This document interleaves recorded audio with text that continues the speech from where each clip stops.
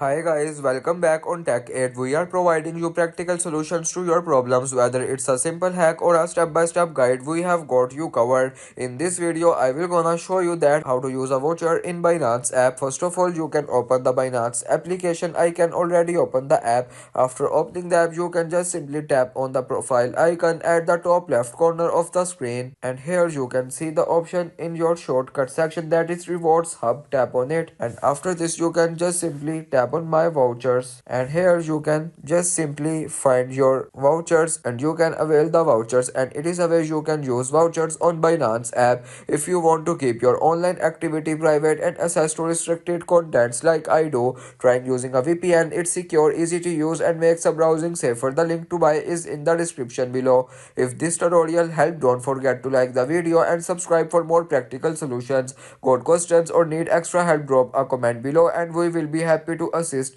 See you in the next one. Thanks for watching.